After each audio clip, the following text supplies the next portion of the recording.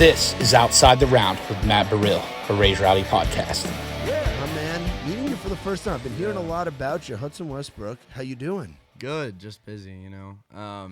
Flew into Nashville this week. Last week was in Odessa. Week before that, Texarkana, Oklahoma. Hell yeah. So I was a normal college kid, and now I'm in Nashville writing songs. So. Where were you going to school? Texas Tech. Okay. So I still am going to school, so we'll see how that goes. Lubbock. Yeah. Special place. Yeah, it's fun. Yeah, I used to spend time on the road. I used to work as a tour manager and as a merch seller. I was out with Muscadine Bloodline for about a year, which I know you're in the Ryan Humans family. Love Ryan. Yeah. It's funny. I was actually hanging out with Ryan the other day and was talking about you. All good things. All good things. But and then I used to work with Trey Lewis with Dick down in Dallas. Really? So we spent a lot of time in Texas during COVID. Yeah. And Texas is a whole other animal. It's different from out here. It's different than here. Anywhere. Yeah. So I went and first night here. It was 2 months ago. I went to Why Not round. Yeah. It was Zeb? Yeah. Love those guys. Yeah, that was an insane round to play at. But, like, I went and played in front of the crowd, and I was like, this is way different than Texas, you know, dude? Like, everybody's talking, in your own little world over thing. there. Yeah. But it's good. I like being over here. It's like where I need to be because this is music, dude. Like, everywhere you go, someone's playing music. Someone's on Broadway chasing. It's crazy. But. Yeah, it's a little different than Austin. What's the street in Austin? Is it 6th Street? 6th Street, yeah. It's a little different than 6th Street. Yeah. Broadway and 6th Street, they're similar but different. I would say, like, 6th Street's a lot like Broadway if you put music on 6th Street. Because there used to be music on 6th Street. Is there not anymore? Or is it the side streets that aren't? I mean, it's...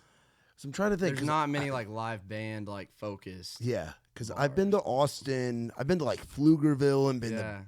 Is it Buda or Buda? Buda. Yeah. I've done, like, the Maverick shows down there and, like, been through all those venues. I've been to Austin once, and it was with Trey, and we played at a place called Wild Greg's. Yeah. I don't know if it's still there. Greg's a crazy man. Shout out Wild Greg. He's got clubs in. He had a club in Minneapolis, has two clubs in Florida, and then moved into Texas during COVID, which was wild.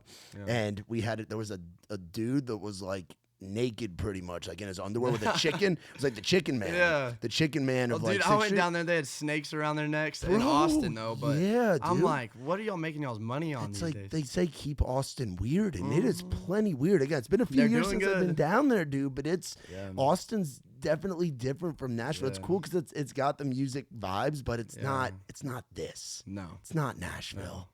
No. I don't think anything can try to be like Nashville. It's crazy. Like, come up here.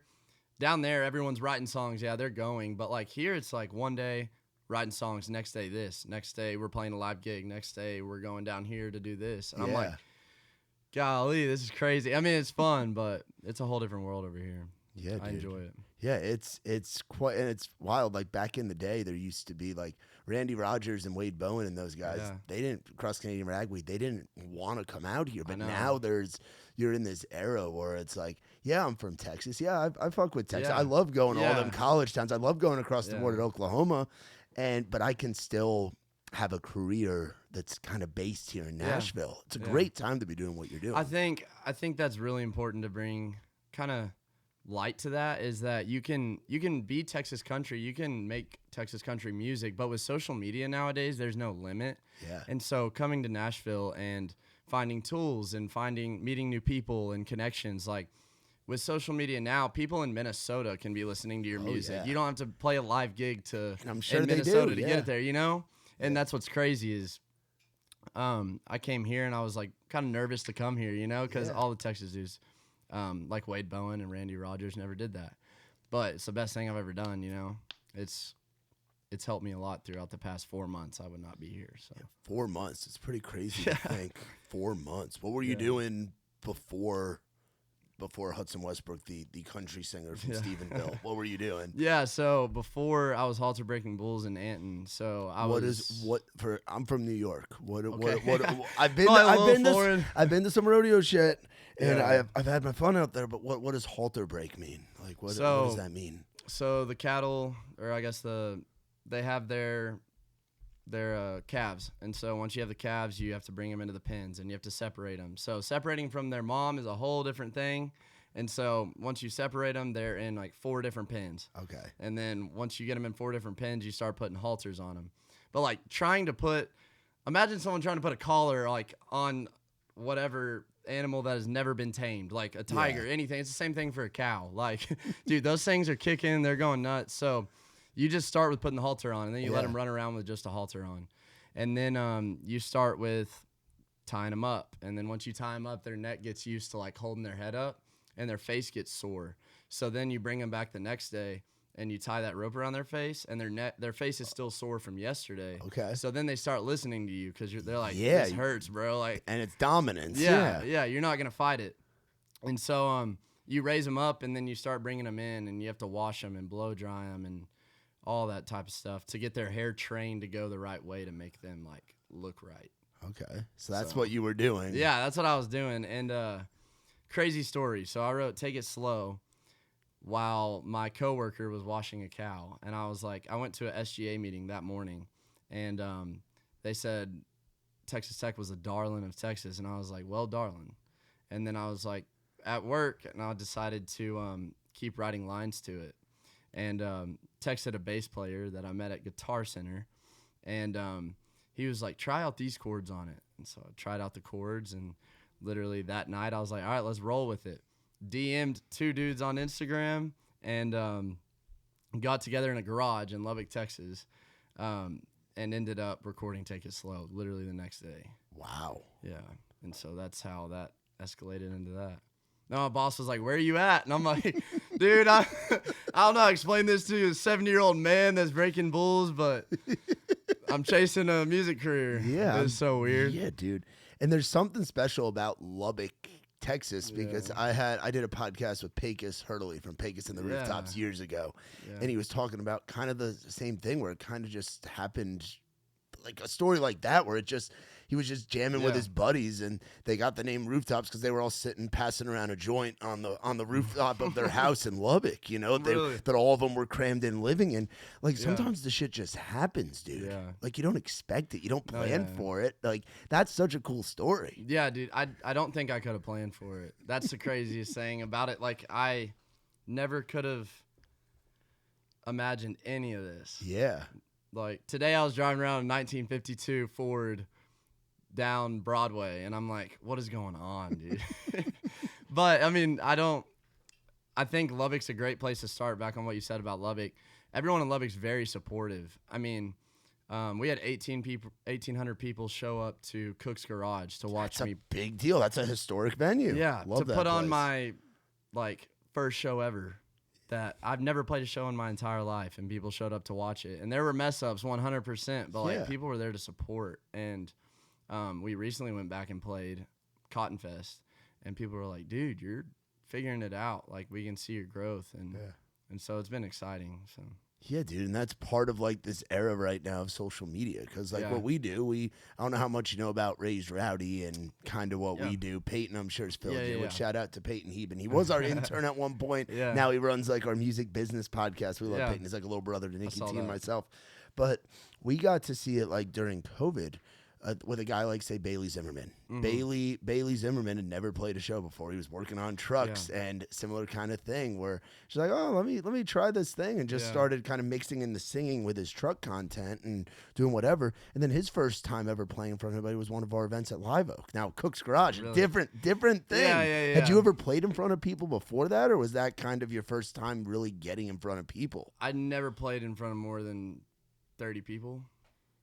And we played for 12,000 4 weeks ago, so it's weird. How do you keep your mind right where you don't freak out? Like, how do you keep how honestly? Yeah, it's a big deal. I asked myself that. I was like, "Are you ready for this, dude?" I'm like walking out. My friends are like, "Are you okay, dude?" While I'm at the house, I'm like, "Dude, I'm good. Just chill." But there's definitely been some oh shit moments when I'm walking out on stage and I'm like, I don't know how this is gonna go, but roll with the punches and. But now it's very natural, you know. My band and I are tight. They know if I mess up, they'll follow me. If they mess up, I'll follow them. I think it's a very live shows are based on chemistry between you and your band. So much so, dude. Yeah. And I'm also learning like interacting with the crowd and like all that type of stuff is so important throughout a show. In the beginning it was not easy for me. No. Yeah. But it's come fast and I'm excited to see where it's at after, you know, at this time next year. Yeah, dude. It's like picking up a baseball and then getting called up to go pitch in like a high level minor league, borderline major league game. Yeah. For like your first innings are on the mound. Yeah, and you're either striking out or if you mess up, everyone's gonna know. Yeah, I mean, you're dude. front and center, dude. Yeah, bro.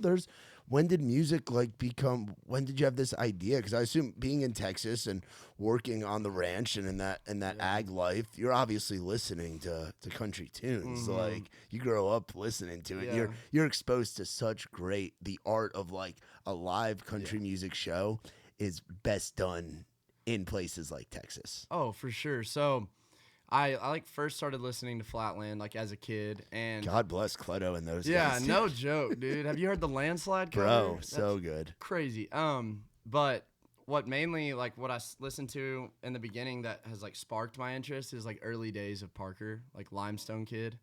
I love that authenticity of Texas and kind of like shedding light. Like his songwriting is so touches all bases throughout all those tracks. Yeah. Like it's not just one topic. He's talking about 4 different cities. And so I loved that. And then Turnpike has been major. Yeah. Turnpike 7 and 7 favorite song of all time. Yeah. For sure. Dude, yeah, they're another level, and it's amazing to see them kind of come back.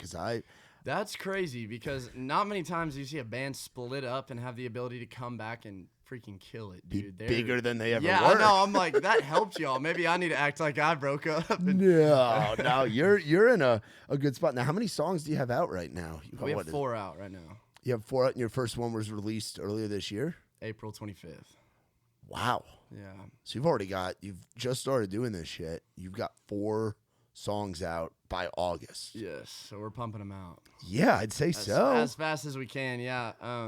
The demand was there. I mean, Take It Slow caused my socials exploded, and I was like, all right, well, we gotta roll this music out. If people want it and they're gonna support it, we're gonna keep giving it to them. So we dropped Take It Slow. We dropped Two-Way Drive a month and a half later. And then we just dropped Johnny Walker and 5 to 9. So it's been 5 to 9 is probably my favorite song I've put out yet. They're gonna keep becoming your favorite because you'll see these. I know. Songs I write like another one every day, and I'm like, this is the one. And then yeah, they're like your kids, dude. Yeah. Like people like that's part of the beauty of the art of creating songs and stuff. Being a songwriter. Have you gotten to do the co-writing stuff yet? Because that's a different thing. That's a different thing in Texas versus here as well, dude. It's very different. So that is probably the best thing that's happened to me throughout all this. I was very against it. I had a big ego thing. Like, I'm not co-writing any of my songs. I'm not gonna let someone else put words in my song. But I sat in a room for 3 weeks and wrote with different writers. And I ended up writing the past one that we released, 5 to 9. And Lucas Scott, right? Yeah, Lucas Scott. Good That's dude. my dude. Good dude. Yeah, he's really cool. But we sat down and he was like, man, what's going on in your life? And sometimes like questions like that is what you need. Like, what did you do in the past? I was like, I built barbed wire fence. And he's like, all right, well, the sun comes up. And then I like finished the line and he goes, there's 12. And then I wrote 12 miles of barbed wire. And like, it all comes together as you like craft. And it becomes like a piece of art with another person. It's really cool. But I think co-writing is very important. Yeah, but I do think you need to write on your own before you decide to. Yeah, because you got to figure out what your own style is, and that's what makes those early songs of yours like. That's what makes this first stuff so special. Is because this is literally what you wanted to say. Because you're the only one saying exactly. it. What's Stephenville, Texas like? I've been out there before on tour, but what is growing up in Stephenville like? Stephenville's fun. It's very it's in its own lane for sure. The land of Co-Wetzel. Oh yeah, Co-Wetzel's a big deal. February 28th, it's a holiday in Texas, in Stephenville. Everyone line at the Taco Bell's got to be Taco Bell. There's posters. There's people putting out flags, whatever. Yeah. There's a house right by Tarleton Stadium. Every February 28th, they do like honk and we drink. Yeah. And those dudes will be hammered by the end of the day, like on the ground in the yard. It's hilarious. But growing up in Stephenville's good. Very small town vibe.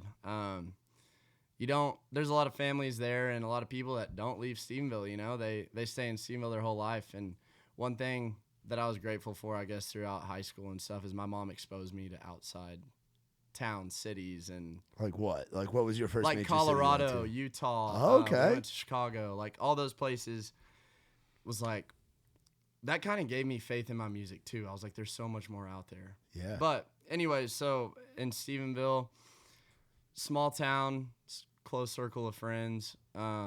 I would say like your biggest connections are Weatherford, Aledo. I had a lot of Fort Worth friends, Granbury friends.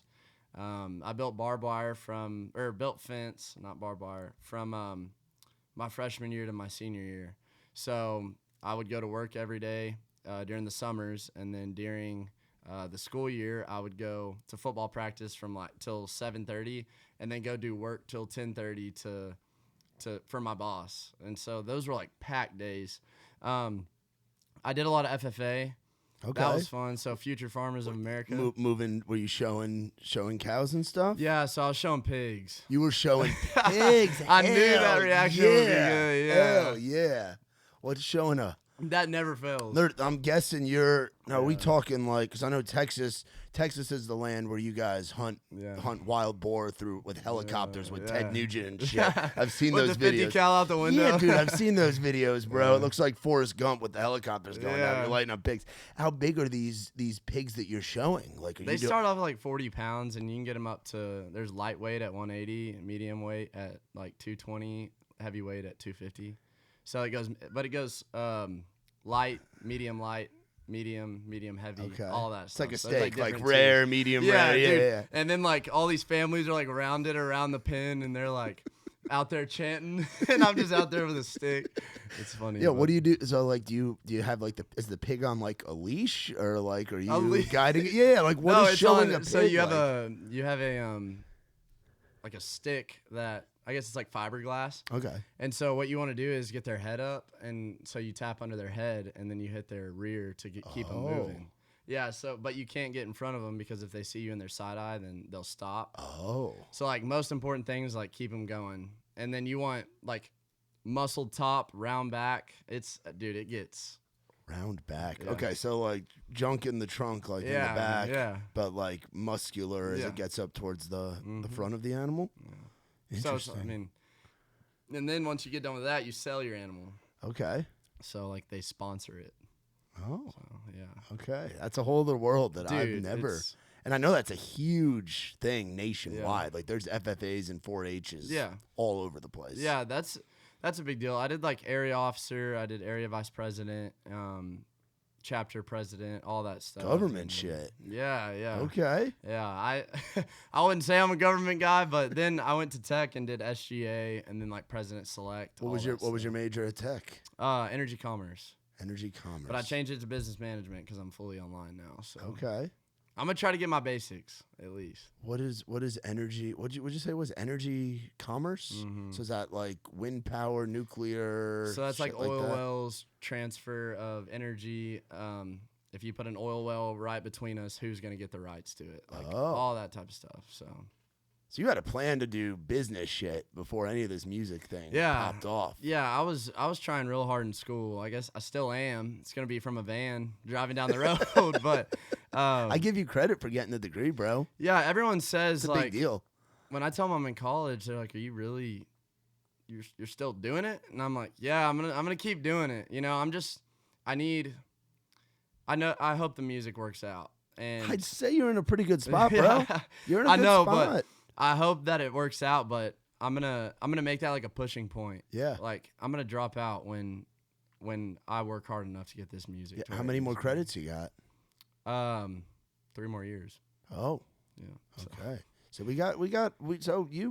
you can hey, if you can pull that off, bro. If you can get the degree and have songs on the radio, bro, and be selling out shows. Yeah, that'd be great. If you can do all of that, selling some buildings on the side. That's unheard of, bro. And selling out shows, that'd be fucking wild, dude. It would be cool. And the main deal is my mom. I got to make sure I can prove to her. Yeah. What's mom like? My mom's been crazy. So like my parents got divorced when I was a kid, and my dad moved to Haskell, which is right outside of Abilene, and she got a job on her own, and went and did the whole single mom thing. Has not dated a single person since the divorce because her focus has been on me. You know, I was the only kid left back at home. Yeah. And so my senior year rolled around, or I guess my high school years rolled around, and she was driving to Midland to work while I was in high school. And that was the time when I really saw growth in myself, because I would cook myself dinner. I would go work out, wash my You got any clothes. siblings? Yeah, I got two older brothers, one sister. Okay, but you're the youngest. Yeah. So I definitely got my older brothers and older siblings like shit on me all the time. Like that was also another mature point that I had to, because older brothers, that's all they do. And but it was weird because when I decided to do music, they were like supportive of it. They're like, hell yeah, dude. Well, of course they are. Yeah, bro. I know. But like course. that was, I guess, living in a small town, you're scared of what everyone's gonna think about what you're doing. And I got to Lubbock, and I was like, I can do whatever I want. Yeah, it's so much bigger. That's than the power of going off to school Yeah. too, and getting that independence is like, I want to do this shit. Like I can go and get it. I was like, I'm gonna pull the trigger and just put a song out, and here I am today. But my mom's great. She drove from Midland to Stephenville all the time, and still to this day, I'll always tell this story. This is the craziest story. My mom gave me $400 in a Heart Rock, and said, go record, take it slow. And I recorded it, and this is what it turned into, because I didn't have the money at the time. So that's the coolest thing. I still have that Heart Rock in my van. I look at it every day. That was really cool. And so I want to get her like a ring or something with something that says something on the inside. Yeah. And be like, this is because of you, dude. You paid for it. None of it ever would have happened without you. Yeah. So and isn't it crazy what $400 to go record a song can turn into, dude? Oh yeah. A little studio, green room studio, about the size of this. Took 14 hours to record, and paid $400. Like, blows my mind, because I can cut 3 songs in 3 hours here. Yeah. And I won't ever forget those days, No, those are the days that you look back on. As you shouldn't, bro. And what's crazy is that those days weren't that long ago. I know. I talk about it like they're years ago, dude. Fucking 4 months ago, dog. But still, yeah. It's weird. And yeah, so my mom's still in Midland. She's working in the oil field, doing like the hats, like Ray's Rowdy hats. You'll have those hats. Well, she does like Chevron hats. Oh, nice. Chevron shirts. So pipeline markers, top to bottom. Nice. Yeah. That's cool. I've been to Midland. You ever heard of Rockin' Rodeo? Yeah.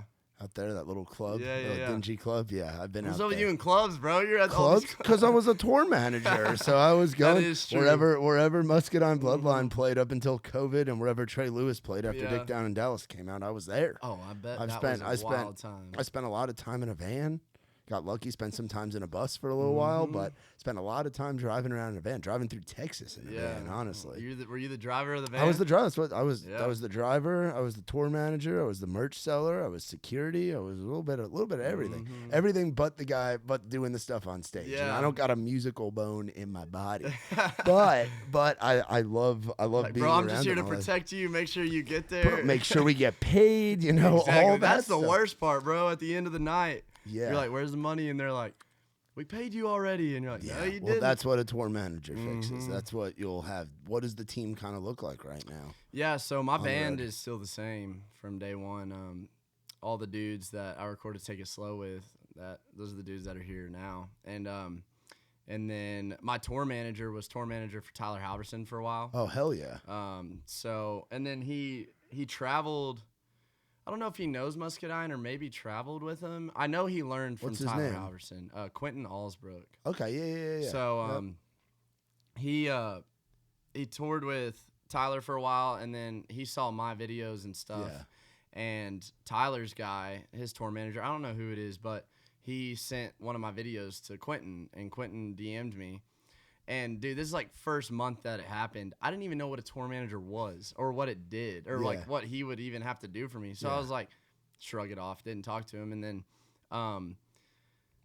my agent, Jody, was like, hey, we need a tour manager. And she goes, I have Quentin Allsbrook. And I was like, hold up, scroll through my DMs for a while. And I'm like, same dude. So I DM'd him back. He hopped on the road with us, and he's figured everything out. And then one of my college buddies is selling merch. Dude, that's the best way to do it. He shows up, gets hammered, and just sells merch. I'm like, what else could you? And is he a single dude? Yeah, dude. Bro. Why does everyone say that? Because the merch spot, and I'm in a great relationship now. Shout out to my lovely other half, Miss Erin. But when I was out with Muscadine, when I was out with Trey, if you're the merch guy, you are the first person that they are, if the fans are seeing when they walk up. Yeah. So I used to get that all the time from the guys that were in the band. They're like, how is the merch guy scoring? And it's like, because I'm the first person I'm the one getting the actual interaction. You guys aren't talking to them until after the show's done when they've already seen you and they're already hammered. I'm getting to meet them before. So a single dude on the road selling T-shirts and he gets to part, like, that's a great shout out. What's your buddy's name?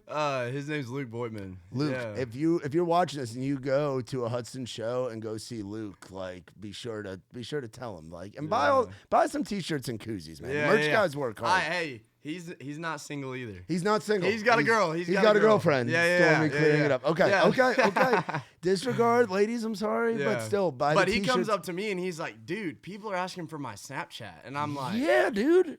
That's the young gift. That's how I know I'm getting older. That's how I know I'm older and I'm in a good relationship. I don't have Snapchat anymore. Yeah. When people Snapchat me, I get it through text message, bro. When you deactivate the Snap, bro. I know. That's what I did. Dude, that's what I literally have thought about doing, because Snapchat is like, I don't get on it at all, really. Yeah. I'd rather just call people and figure out the answer. Like, let's just knock it out. But dude, the funniest story. So I'm in the merch line and like people are in line. And I'm signing shirts, whatever. And this girl walks up, and she's like, "Hey, how are you doing? Where's your drummer?" And I'm like, "Oh." And then the tour manager's like, or Quentin's like, "Hey, do you want a picture with Hudson?" And she's like, "No, I want to know where the drummer is." And I'm like, it threw me off. I was like, that's a humbling moment. I was like, okay. And so I'm like, "Will, come out here," and he comes out here, and I've never seen him more excited. Yeah. He like came out so excited he got noticed. But that's what I want for them, dude. Yeah. It's cool for them too. Have they all been musicians for a while, or are they all kind of new to it as well? Yeah, they've been musicians for a while. So like I think they're professional musicians. Like, they can play with anyone. A little bit older than you are too? No, about the same age. They're young doing this shit too. So one thing to touch on, I want to take like the Cody Johnson approach. Like, I want my dudes from day one to be my dudes at year 10 or year 15. And that's something that means something to me, because they saw me in the beginning, and hopefully they can see me in the end, you know? And they're the same age as me though. And they play at the churches in Lubbock. Oh, that's where you find the best musicians, bro. Dude. Best musicians play on them church gigs. Yeah, they really do. Practicing. So we play in like we play out of state, and then we'll get back on a Saturday night, or I guess a Sunday morning at like 2 a.m. They'll wake up and go play an hour-and-a-half set at a church, and I'm like, dude, y'all are animals. Like, good for y'all. And loving the Lord, baby. Yeah. Loving the Lord. Yeah, that's been very important too. Is like surrounding myself with a band that. Not to hate on bands, but a lot of members of a band aren't the most clean. You know, they have a little bit of they have their own fun. But my band, it's been cool because they don't drink. Anyone can drive the van at any time. Dude, that's huge. Yeah, that's huge. But they also have fun too. But dude, 99% of the time, like, they show up sober, ready to go sober, ready to go to sleep sober. Yeah. It's crazy. That's a big deal, especially when you have that rush early on. Usually it's like, oh shit, we can party now. We're playing in front. Look at all these people. Look at this. Yeah. Oh, this guy says he's got this or that. And you get lost in the shuffle and you forget what you're really there for. Especially the band guys. You know, they're out there working with you. And it seems like it's like a team environment. It doesn't seem 100%. Like it's like they feel like they're working for it. They're out there with you. Yes. And there's a big difference working for and working with. That's extremely important. Yeah, I was like, from the beginning, it was going to be a band thing. And then we had some mix-ups with some early band members. And then I was like, look, I'm going to do it as my self thing. But I didn't write the lead line to my first song. And I didn't go play with me at my first gig. Like, I wasn't the one playing all the instruments behind me. Like, they're the reason I'm able to sing the song that I wrote. And so that's been a very big staple for me, is like, it's a we thing. Like if you need a ride home, if you want to go, if your girlfriend wants to come on the road, my lead player, his girlfriend wanted to come on the road. I was like, bring her on. Like, let's go. I don't care. Yeah. And then she sold merch for us. So I was like, and it all works out. And you probably sold a lot of merch that night. Yeah, a lot more than with Luke at the merch table. But yeah. That's great, dude. So what do you like doing when you're not doing the music stuff? Yeah. So who is Hudson Westbrook? Like, what do you like getting into and shit? Yeah. So recently, I got a dove lease. So I'm going to go dove hunting in the fall. I'm going to try to get that to get out of the music. So we have our headline tour, and then after that, I'm going to go hunt. So day after we play Bonita Creek Hall, I'm driving straight to Brady, Texas, and going dove hunting with my family. So, and then, dude, the main deal that I've, like, kind of resorted my time to, which is kind of odd, but is, like, I've been reading, which is really weird. In my phone, like I read a lot now, and I never read before. Nothing wrong with that. Yeah. I mean, I haven't read a book in a minute, bro. Yeah. I haven't read a book in a minute. Really? Yeah, it's been a while, dude. Honest to God. And it's like I do all these podcasts, and we go to festivals and stuff, and we host like a dozen events a month here in town. Like we're always just running. Yeah. My business partner Nick reads all the time. He reads a lot of like the self-help, like management books and all that. He's recommended something. Yeah. I haven't picked one up yet. What kind of stuff are you reading, if you don't mind me asking? I'm reading. There's one on Apple. It's called like Love Poetry, and it's literally just poetry, like a poem on every page. Okay. And so I guess that kind of draws inspiration towards music. But yeah. And then American Sniper. I read that one. Oh, the book. Yeah. So you've obviously. That's crazy. I'm sure you've seen the movie. Yeah. What was better, the book or the movie? The book. The book for sure. Because a book gives you like thoughts into what was in Chris Kyle's mind, and like gives information that you would have never got from the movie, and you witness it in the movie, but like when he's making this face in the movie, this is like what's actually going on in his head. That was the coolest thing. Like when he had the scene where he was the little kid with the bomb came out, and he like had a flashback to like kids. Like in that moment, he was like thinking of his own kid, and it explains all that throughout the book. And I don't know. I think that's so much cooler. Yeah, and then you can envision kind of what it looks like versus actually watching it in the theater on Netflix or something. Yeah, that's cool. So books, dove hunting. Yeah, I've been dove hunting, or gonna go dove hunting, and then I'm trying to think, dude. Oh, playing basketball. Okay. Me and my buddies play basketball a lot. Me and the band played basketball after band rehearsals till like 2 a.m. the other night. And then at Tech I'm in a fraternity at Tech, and so we do all those. Shout out the frat. Yeah, shout out Phi Delt. Phi Delt. All right, I'm sure they're gonna love that. Sure, yeah. Phi Delt. Yeah. But we hang. That's like where all my time goes is to that most of the time. We went to the lake. That's a big one, dude. Surfing. Surfing at the lake, wakeboarding, snowboarding, all that stuff is right up my alley. Okay. I'd rather go to the lake than the ocean, if that says anything. Yeah. Okay. Yeah. See, I'm like split because I've had good times at the ocean, and I've had recently some really good times at lakes, especially here in Tennessee.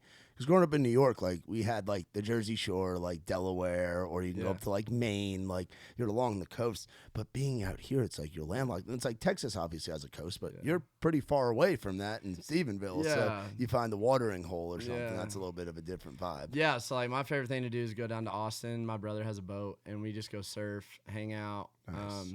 They have like a little restaurant on the lake, so you just pull into a slot and go eat, get hammered, and then get back on the boat and try to surf. Yeah. But and then we grew up with a boat too, so my mom had a boat, and then this past fall we went to Telluride, so that was fun. I went out to Utah for the first time this year. Really? I didn't ski or snowboard. We just took a trip out there like around St. Patrick's Day, and it's cool, dude. It's like a different world out there. Where at? We were in like just outside of Park City. Yeah. So I went to Park City. Yeah, we went through Park City on St. Patrick's Day, which is a cool little spot to go to for St. Patrick's Day. All those old historic like beer? Western bars. They did. They had green beer. They had people playing the bagpipes, walking around. They had all kinds of shit. But it's like a different, like the West Coast or like the Western, like the Rockies and all that stuff. it's like a different world. That's what's so cool about traveling around. It sounds like you've already seen a bunch, but doing the music thing, being an artist, you're gonna get to see coast to coast over time, dude. It's weird. They'll be like, yeah, we just booked you a gig in South Dakota, and then the next day you got to be in Iowa, and I'm like, what? It's routing, bro. How's that gonna work? But it is routing. It works, dude. It works. I've done the overnight drives. Again, I was the van driver, the bandwagon driver, and you can get 8, 9. If you're just 8 hours in between a gig, you got to get there, and that's where the buses come in too. When you eventually get to that point. I've been looking forward. Like, we've been playing with Josh Abbott, and went to Cotton Fest, and you see all these buses, and you're like, dude, one day I'll go to sleep and wake up at the next gig. yes, dude. But I feel like that's something to work for. Yeah, dude, absolutely. But the time that you get with the boys in the van, I'll never look back on it. There's nothing like the conversation when you've got 3 hours left to go and you're just in there with your boys. Yeah. The best part is driving out there. Going to the first show, it was always my favorite because nobody's tired yet. I know. Everybody's excited. Exactly. Looking for I know exactly there's just what you're an talking energy. about. The ride out to show 1 and the ride home from show 2, 3, 4 is definitely a different vibe. Yeah. I'll never look back on it and be like, I regret the nights in the van, or like I hated those nights in the van because those are the nights like I have my acoustic and I'm riding and like they're all pitching in. Those nights are like what I'm gonna remember for the rest of my life. And the other day we played a gig in Oklahoma, and then the next night we played in Texarkana. And the difference in our energy levels setting up and like everything, I was like, all right, let's go. Come on, everyone wake up. And everyone's dead by the end, and we're gonna go on runs for. Yeah. I'm gonna look up exactly where you're going. Do you know exactly where you're going and stuff? Do you have it memorized? I have it on my phone. I'm impressed when artists remember exactly, because you're not supposed to know where you're going. Yeah, I have no idea. You're not. You're supposed to be focusing on the music and the songs and life and everything. So I want to see like, and you got your own website now, Hudson Westbrook. Yeah. Hell yeah, dude. It's fucking sick. It's crazy to think like 4 months. 4 months and you're 4 months ago, you're I doing didn't this. have any of this. Yeah, it's weird. I ask myself that every day. What happened? When did the switch flip where you're like, oh shit, this is working? Probably when we put Two-Way Drive out, and people when I first teased Two-Way Drive, people were like, he did it again. My biggest fear, bro, is like one hit wonder, and I was like, yeah, you don't want that. But that's when I started taking it seriously, and then people started taking me a little bit more serious, and we're like, okay, this is something to hold on to, I guess, and figure out what we can do. Oh, some fun shows coming up. Yeah. Steven, how's that Twisted J show going to feel for you? That's going to be as sick. a local kid. I said that from day one. I said, my dream is to go back to my hometown and play a headlining show. And we're about to do it in, 18 days? Yeah, how big is the Twisted J? Because that's one I haven't been to. I think it's cap at 1,000. Yeah, 1,000. How many have you been to shows there and watched concerts? Who have you seen there? I saw Tyler Halverson. I saw Flatland. I've seen Logan Ryan. I think that's it. Because you had to be, when I was in high school, that was the only time I was going there. And you have to be 21 and up. Yeah. So we got in a few times. Sorry, Twisted J. But we got in a few times. And that was fun. And watching those shows, like, that inspires you too. You're like, imagine people singing your lyrics that you wrote on a piece of paper out loud to your melody. Like, I don't know. That's to see it. People doing that now with me has been the craziest part about the entire experience. The coolest part is like when you stop singing and everyone starts singing. Yeah, dude. And you're, I don't know. At Cook's, the first gig I played, Take It Slow had come out 4 days before, and I stepped back from the mic and just like watched everyone sing it, and I was like, dude, that is cool. Yeah, very I had cool. like no words for it, but very cool. So Stephenville to Huntsville to College Station, hitting all them college. When does school start back up in Texas? The 22nd, 16th, around there. So it's gonna be like everyone's first week. So back. College Station, you're hitting it during Silly Week. Yeah. You're hitting. I know everyone's like, you're gonna miss Silly Week, and I'm gonna be at their Silly Week. You're gonna be at A&M Silly Week. Yeah. You're gonna be at Baylor Silly Week, yeah. bro. those are gonna be fucking Tarleton's being in Stephenville. It's gonna be silly fun. week, dude. That's gonna be sick. I'm excited to go back to Stephenville and go out with my buddies after the show. Yeah, That'll be cool. that'll probably be the best part. That tells you like how much like. Because when you're not here, are you living in Lubbock or are you living in Stephenville? So I'm living in Lubbock, so it's been a kind of like what the heck deal with all my friends in Stephenville. And they don't understand like the level of it, or they do understand it, or they don't know what's going on. Yeah. And so for me to go back and play a show and just get to talk to all of them, I've been looking forward to that since we booked it. How do you keep in touch with them? Is it like a group chat? Is it like Fortnite? Or I mean, we have like our old football group chat, and every time like they'll send me some like dumbass video them singing my song and like giving me shit for it, and I'm like, it's funny, and you need those people in your life. Yeah, I was like, screw you, dude, but then I was like laughing at it. I was like, at least they're paying attention, dude. They're supporting. But we have that group chat, and then all my buddies that I hog hunted with back in Stephenville. We had a group chat, and so we talked through that. Yeah, the buddies that you played football with, that's just continuing what it was like in the locker room back when you were playing. Actually. And there's something special about that, too. Yeah. Very similar to riding around in the van with the guys in the band. That's like kind of like our locker room kind of thing, you know? And music is band versus band, artist versus artist, you know? I love the competitive edge of it. Like, if I work hard and I write songs, like, who knows what level it can get to, you know? It's very what you put in, or what you put in is what you're going to get out. And so that's been exciting. But I've also met other artists, and I would support them till anyone that I meet. The guys that you just named, too, like going to a Tyler Halverson show. Yeah. I remember I first met Tyler, like, during COVID, or maybe a little bit before, and he used to play our songwriters nights. And he had just switched from his artist name being Tyler David to Tyler Halverson. And I never knew that. Yeah, dude. I've known Tyler we've had him on the pod.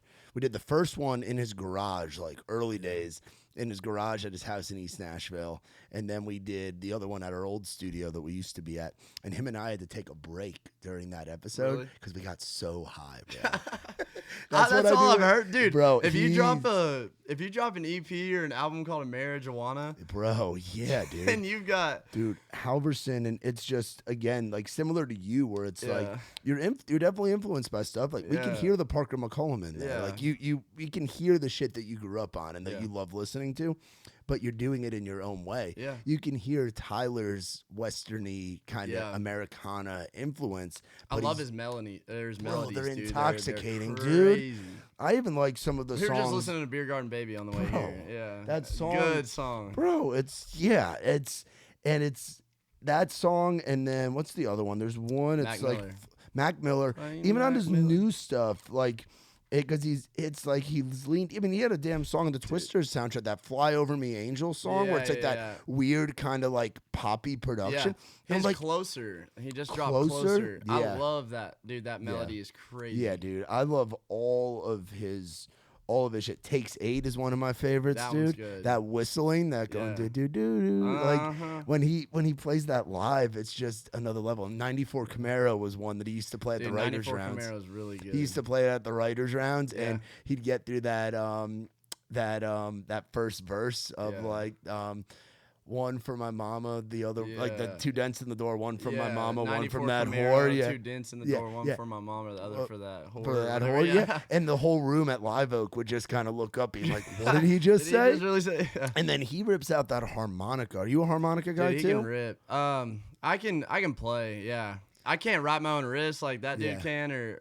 But I can play anyone or cover anyone's harmonica. Yeah, because it's like the harmonica is just another. It's just people whip that out, and it's just a fucking. We're gonna pull it out on performance enhancer, bro. Yeah. That just you want to get a room going, just start ripping on harmonica, just like the fiddle, bro. Yeah. Fiddle, harmonica. There's certain instruments that when you hear them, the whole room just erupts. Dude, mandolin. Mandolin's another one, dude. Yeah. We just got done recording a song, and I was like, I don't care what we do. I just want mandolin. Yeah. And so we literally had one part where it just went, and I was like, yep, there it is. Like it made it in there. Yeah. That's like the scene in Saturday Night Live where they're like, it needs more cowbell. You know?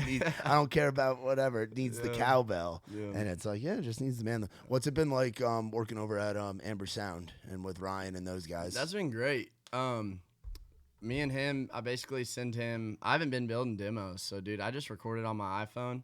I send it to him, and me and him work back and forth on how we want it to sound, and get on like an hour phone call, and then we hop in the studio.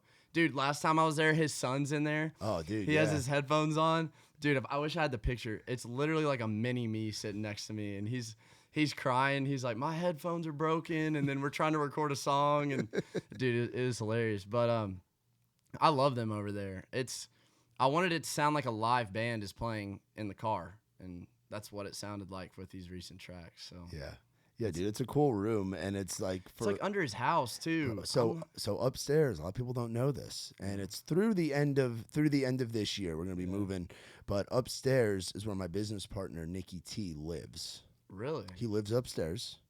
And then Tyler Lassard, who is Muscadine's tour manager, production manager, my old podcast host when I started this years ago, lives there. And then that front room, when you walk in the living room upstairs, you see all the Muscadine merch. Yeah. And then you see the Raised Rowdy merch. All of our merch is kept. Really? That's like, until we had this place, all the podcasts were in that, like, Brian's mixing room. That's that first bedroom on the right or whatever. So it's like that house, there's a lot of history in there. Dude, there is. You know, and all the Muscadine stuff that's coming out of there, all the Tyler stuff, your stuff coming out of there right now. Ashley Ann's recording in there. Yeah. Joe Fortner recorded in there. Like a lot of cool shit, dude. Yeah. And it's kind of nice to record, like you said, in the bottom of a house versus like you don't need all these like bells and whistles. You just need your boys to come in and jam with you. I know, that's what I wanted to emphasize. You know, we had to take it slow, and then I ended up coming up here in Two-Way Drive and all those other tracks. And I wanted to come to Nashville, but I wanted to keep the Texas sound. That was very important to me. Like, keep that authentic, just live band sound. And so we went in there, and he was like, just tell me the instruments you want, tell me where you want them, and we'll put them in there. And so we did hire studio musicians, but they came out great. Yeah. And I got his reference from Muscadine. I love his drum tone. That was the main deal. Yeah. But, yeah. That's awesome, dude. That's awesome. So how much longer are you here in town? So I'll be here till the 14th. So 14th. Oh, extended trip. So what else do you got on the docket? So I have rights throughout the week. We're recording with Ryan on Friday. So Sick. We're going to record 2 new ones. Sweet. And then we shoot content Saturday, Sunday, and then I'll fly back and just hang out for a few days and then fly back. Nice. So. What do you do for fun when you're out here? Go out. Yeah. Go out? Where are your spots? Yeah, so we went, was it Red Door? Red Door, bro. Yeah. Red Door. That was fun. That was that was back when CMA Fest was going on. So, like, Co-Wetzel was there, Old 60 was there. Bro. Yeah. We got to meet Old 60. Those are some cool Those dudes. are, their first event. So, similar to you, where they had...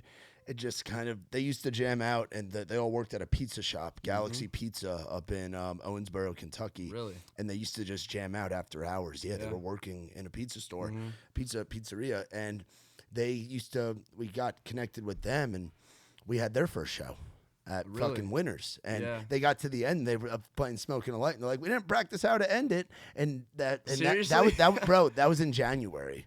Now they're opening for Zach Bryan coming up at Mercedes-Benz down in Atlanta, and it's like not even a year ago. Good for them though, dude. Oh, dude, like I said, accident and Jacob Young, fucking Ryan Lassie, fucking that whole crew, dude. I had them on not too long ago. I had Jacob on here, and we were talking about all the stuff that they've got, dude. And it's the power of social media and the power of just... I'll be scrolling on TikTok. It's like, now I'm hot, breathe. Now I'm hot. I'm like, dude. They are in that algorithm, yeah, they were, dude. Does social media stress you out at all?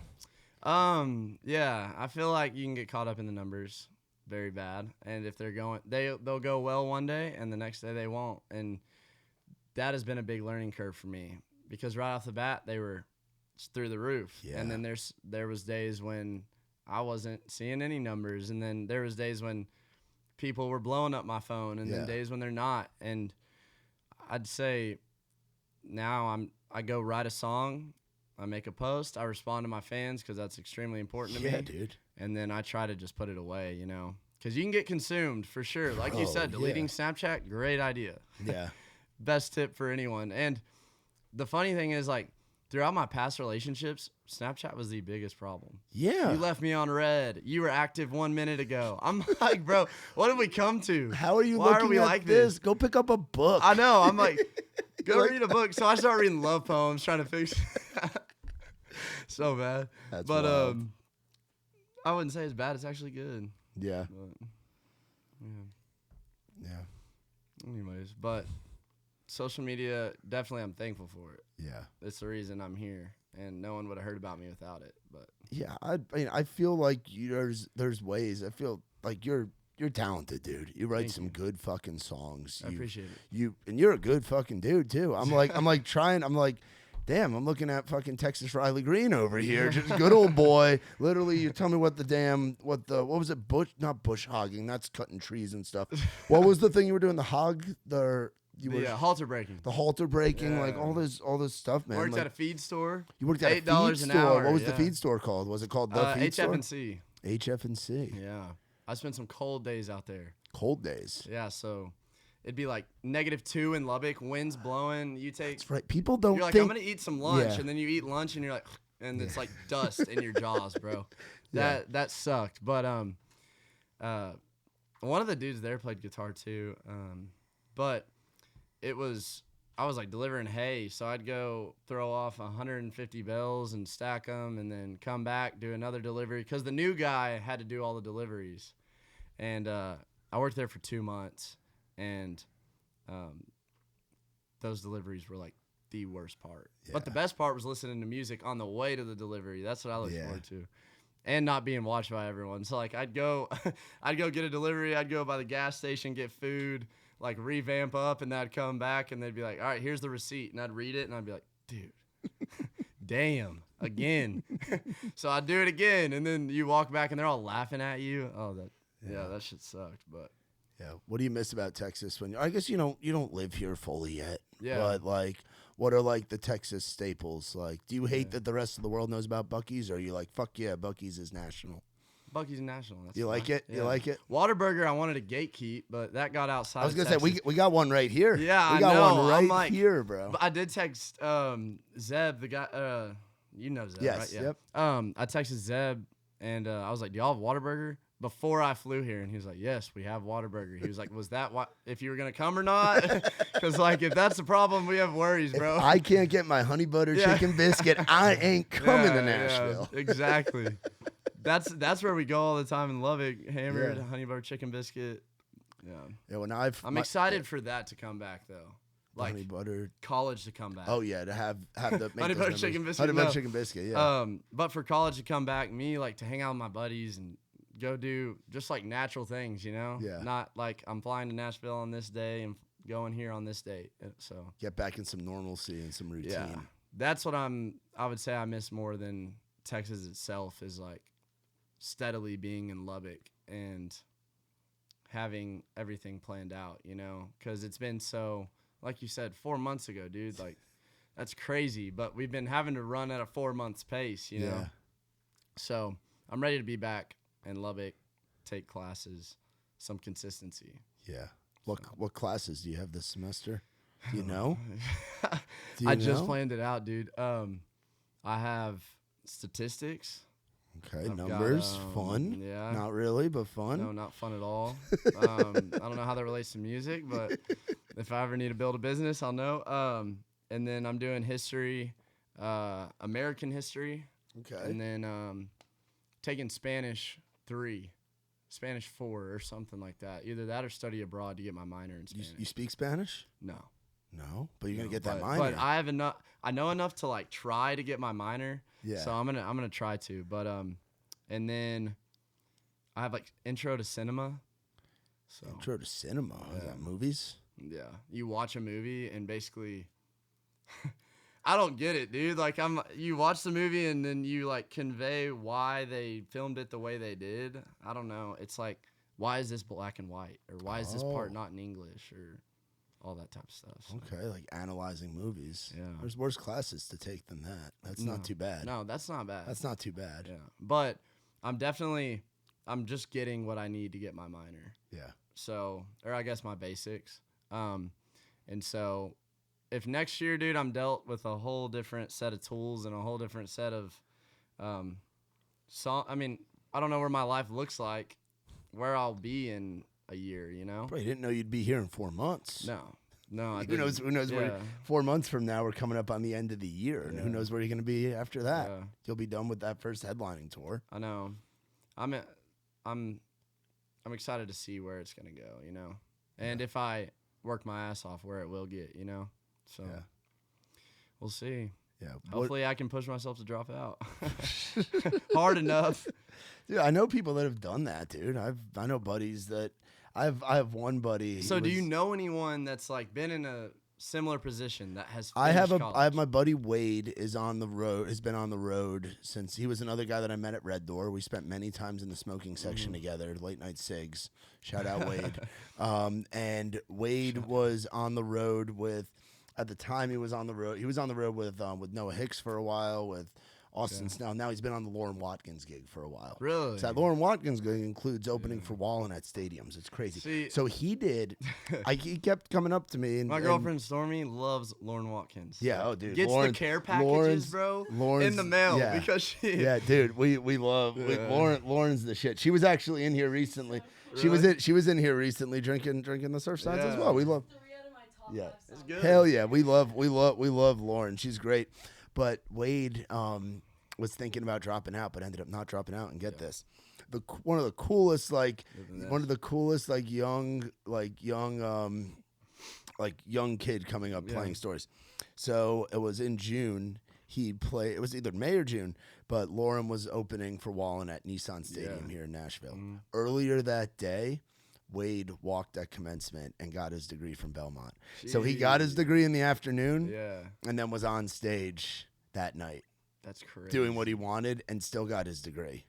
That's impressive. You know, which is very impressive. Yeah, dude. So there is a way to do it, you know, and now I can tell myself if that dude did it, then I can do it. Yeah, dude. You could walk in Lubbock and then play a sold out. How cool would that be? Yeah. That would, to me, would be the ultimate commencement thing. Dude, if in 3 years I could go play in Lubbock and play a sold out outside show. Yeah. Play like in the quad or something. That'd be crazy. That'd be a Texas. That'd be a Texas Tech like moment. 8,000 yeah, people. bro. That'd be a Texas Tech moment. Yeah. That'd be all time. Yeah. Be really all time. That would be. How are the Red Raiders gonna be in football, dude? All right. Are you shout out Texas Tech? Shout out Matt Wells. Yeah. Y'all are great, but I don't know, dude. We have faith every year, and but I think he has a good thing going, and I hate how in college football nowadays it's like transfer portal and like this guy moves here and then this coach is done after 2 years. Yeah.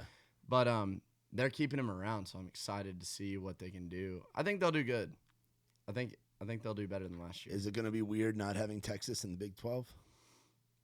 Dude, I forgot about that. Yeah, Texas and Oklahoma are now SEC. That's going to be now whole SEC different schools. animal. Yeah. Are now SEC schools. I think it'll be good.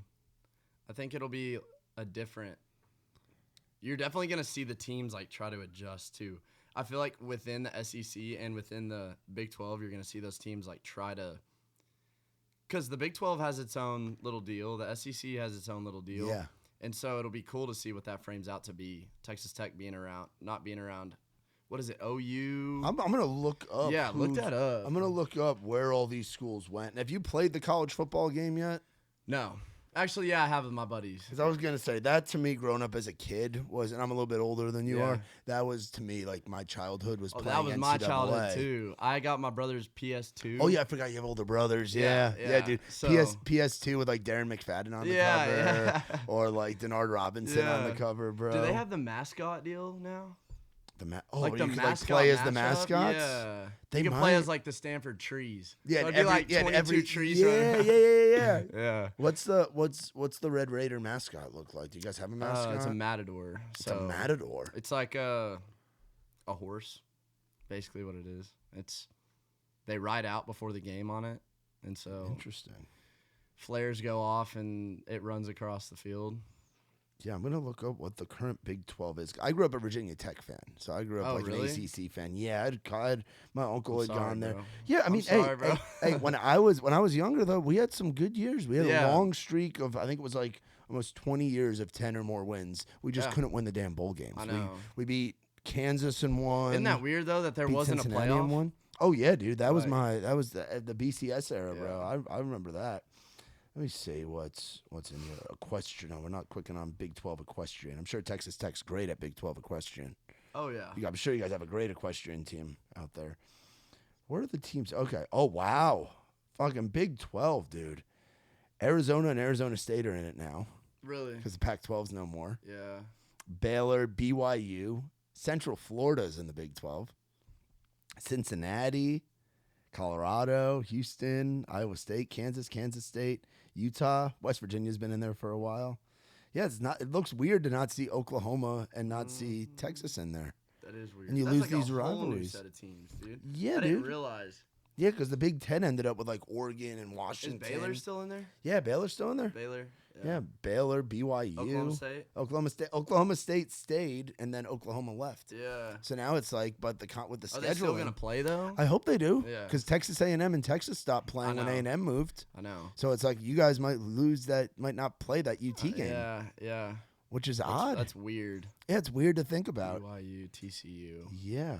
It's like, and then you got to go. Then you got Central Florida. So you think it'll be tougher or easier? I mean, because I'm trying to think like what the teams are like how these. I don't know much about these teams, but yeah, no Oklahoma, no. I still think it'll be the classic Big 12 who can get closest to 100 points. That's how you win a Big 12 football game. You guys take all your best players and put them on offense. Oh, you're fast and you can catch. You're not being a D-back. You're being a receiver. And we're gonna get a quarterback. Like who was the guy back in there? Graham Harrell. Was that the guy, that Texas Tech? Yeah. There was a guy back in the Mike Leach days, R.I.P. Mike Leach, that threw for, I think it was like 6,000 or 7,000, like an absurd amount of yards. Yeah, Crabtree too. Oh, yeah, Michael Crabtree, dude. He was cold. He was good. And then, obviously, Patrick Mahomes. Oh, yeah, you guys did have Mahomes. Yeah, I always forget that because I was like, I stopped watching college football, ironically, like when I was in college, but like when I was in high school, I would watch it all the time. Yeah. But yeah, I forget about Mahomes. Dude, the weirdest thing is that at Tech, like you know he's good, and then he goes to the Chiefs, and you're like, he explodes. Like, yeah.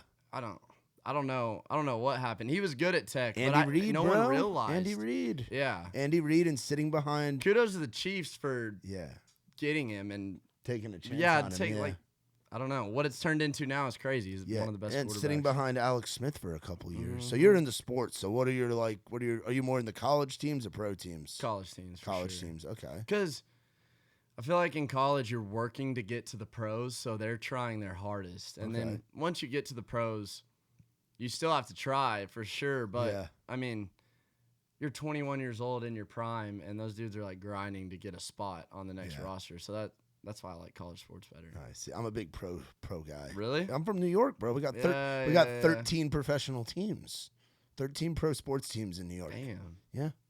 You got in baseball, you got Yankees, Mets. Football, you got Giants, Jets. Hockey, you've got Rangers, Islanders. We'll count the Devils.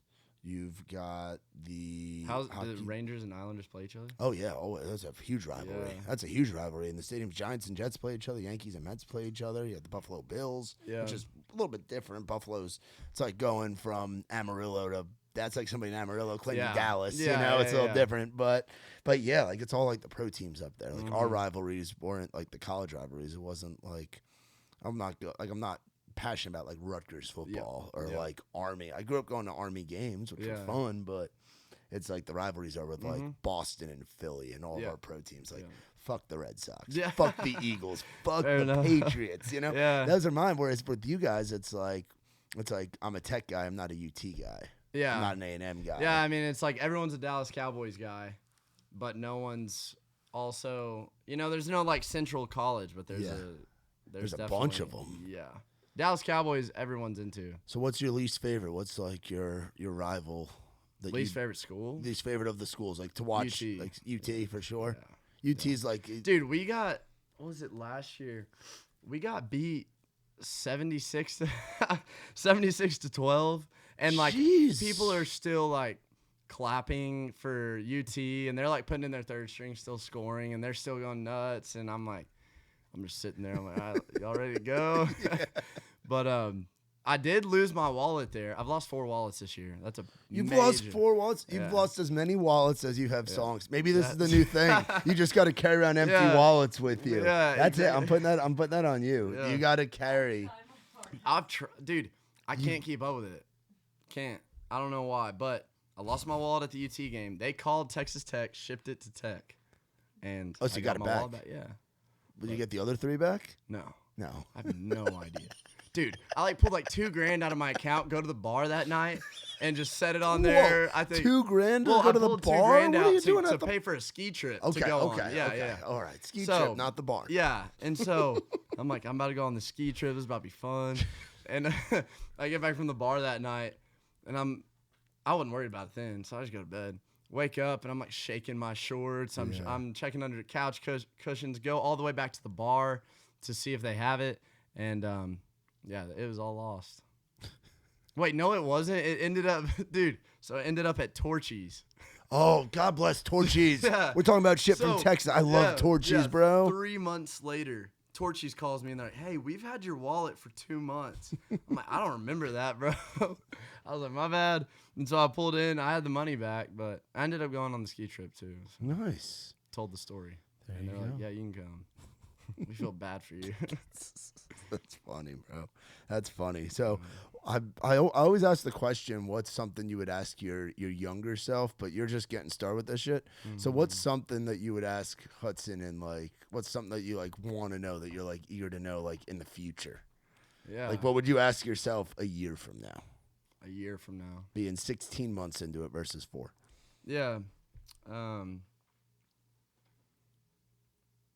It would be, where do you think that this is going to go, you know?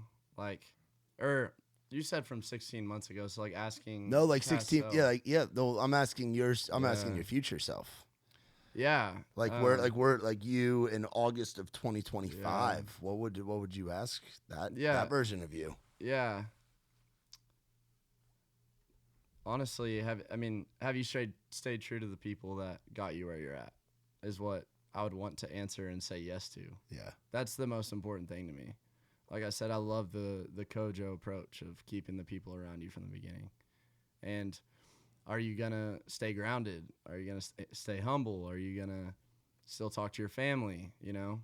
Yeah. So those are major key points that I've made sure to emphasize, and hopefully I can answer those questions. Yes, and I still have the same group of people around me, so. That's awesome, dude. No, man, you are wise beyond your years, my brother. Yeah. Like you are. Try to be. No, you are, dude. No, you're fucking killing it. Yeah, seriously, like you're. And Peyton, obviously. How'd you meet Peyton, by the way? Because we've all. So I met Peyton through River House. Through River House, yeah. Okay.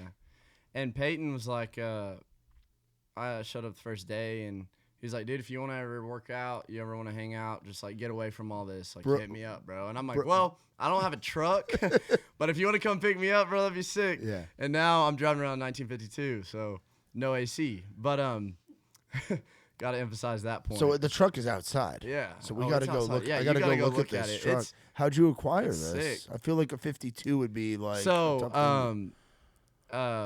my management with Brad Turcotte, he's over at Vector, and so I was like, "Hey, I know Brad very well." Yeah. Yes. So yeah. Brad, he was like, "Look, I got a daily driver at the house, and you can drive it."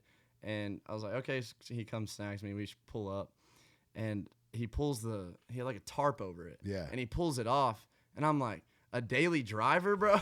It's like a restored 1952 Ford, like brand new seats, brand new radio, brand new everything. I'm like, if this is your daily driver, like I'm not gonna drive it. Like if I wreck this thing, and anyways, I'm rolling around. People are like putting thumbs up to me, and I'm like, "Thanks, yeah, this is my." While I'm sweating my ass off inside. Yeah. But yeah. Shout out Brad. Yeah, shout out Brad for the Ford. It's a good fucking manager right there. That's I know. I was not expecting. I was expecting like a rental car or something. So. Well, we're gonna have to go and take a look at it. Yeah, you need to look at it. Yes, you got to. Definitely are. So next song coming out is what? You said you were just in the studio with Ryan, or are we in the process so we were of deciding just between in the studio with Ryan. We're gonna be releasing a song called Dopamine next. So. Dopamine. I like that title. Yeah, really cool title. It's kind of everything that I want to. It's been the first song that I've written this past one that I released and Dopamine are like the two ones that I'm like, this is who I am. Solo, or is it with? I wrote Dopamine with Reed Otten on the back porch of Zeb's. Oh, bro, I fucking love Reed. It was raining. Yeah. And I remember I just gotten out of a write. I was like, dude, I don't want to write. I've been writing since day one, since I got here. He's like, dude, just let me pick you up. Let's go grab food. Yeah. And he's like, play the music you listen to. And I played it, and he was like, all right, let's go write. We sat down and wrote, and I had I had the idea of like, love is a high that you can't buy. And then he was like, well, what if you were chasing that high? And so we kind of got into the whole theme of the song. And it's basically about like, I threw out everything, all these drugs, all this alcohol that sent dopamine to my brain, and I'm chasing a high that now I can't buy. I mean, it's like you can have the ups and downs of alcohol, drugs, all that type of stuff, but that one thing that's consistent is love. So hell yeah, dude. That's awesome. I love Reed too. I'm very excited that you're dude, right he's with him. like the most. If you write a song with Reed, you can tell that you wrote a song with Reed. Yeah. People are like, who'd you write this with? And I was like, Reed, and they're like, I can hear it. Yeah, dude. He's Alabama boy. Known him for a long time. Love that kid. Great, dude. Really, really do. Yeah. He's a great guy, dude. Well, it sounds like everything's going well in the world of Hudson Westbrook, bro.